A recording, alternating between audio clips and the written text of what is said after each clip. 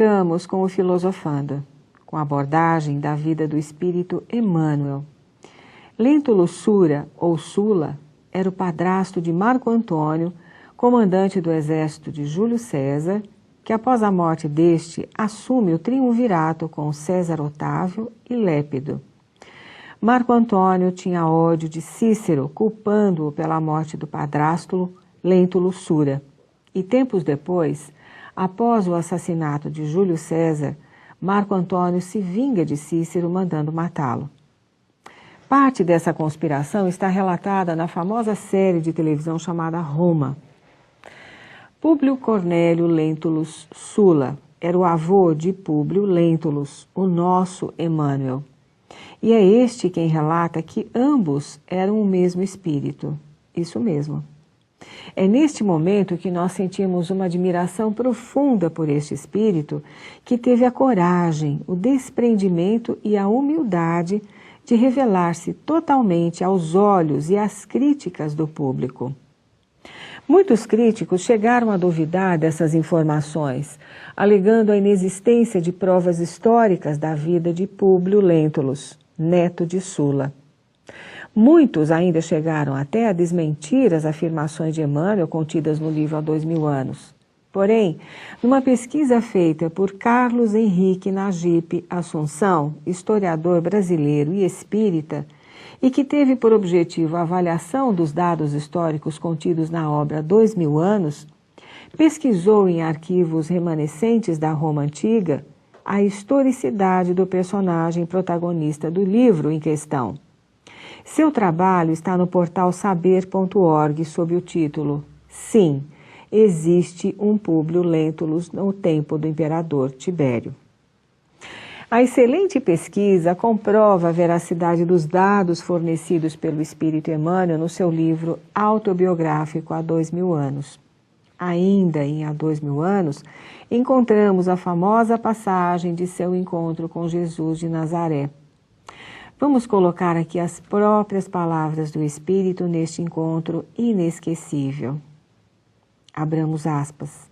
Com o Espírito como se estivesse sob o império de estranho e suave magnetismo, Públio Lentulus ouviu passos brandos de alguém que buscava aquele sítio.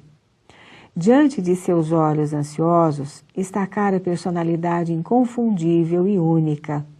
Tratava-se de um homem ainda moço, que deixava transparecer nos olhos profundamente misericordiosos uma beleza suave e indefinível.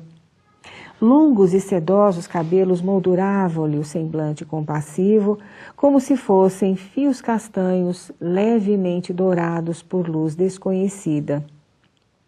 Sorriso divino, revelando ao mesmo tempo bondade imensa e singular energia, irradiava da sua melancólica e majestosa figura uma fascinação irresistível.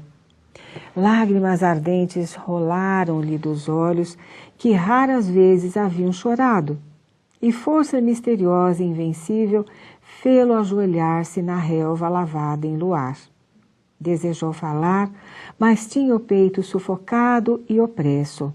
Foi quando então, num gesto de doce e soberana bondade, o meigo nazareno caminhou para ele, qual visão concretizada de um dos deuses das suas antigas crenças, e pousando carinhosamente a mão em sua fronte, exclamou em linguagem encantadora, que Públio entendeu perfeitamente, como se ouvisse o idioma patrício, dando-lhe a inesquecível impressão de que a palavra era de espírito para espírito, de coração para coração. Senador, por que me procuras? E espraiando o olhar profundo na paisagem, como se desejasse que a sua voz fosse ouvida por todos os homens do planeta, rematou com serena nobreza. Fora melhor que me procurasses publicamente, e na hora mais clara do dia, para que pudesses adquirir de uma só vez e para toda a vida a lição sublime da fé e da humildade. Não, meu amigo, não estás sonhando, exclamou meigo e enérgico o mestre, adivinhando-lhe os pensamentos. Depois de longos anos de desvio do bom caminho, pelo sendal dos erros clamorosos, encontras hoje um ponto de referência para a regeneração de toda a tua vida. Está, porém, no teu querer o aproveitá-lo agora ou daqui a alguns milênios. Se o desdobramento da vida humana está subordinado às circunstâncias, és obrigado a considerar que elas existem de toda a natureza, cumprindo às criaturas a obrigação de exercitar o poder da vontade e do sentimento, buscando aproximar seus destinos das correntes do bem e do amor aos semelhantes.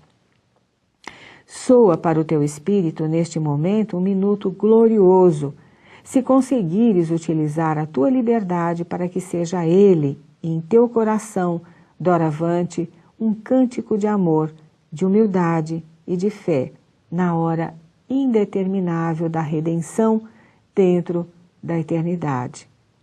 Mas ninguém poderá agir contra a tua própria consciência se quiseres desprezar indefinidamente este minuto ditoso.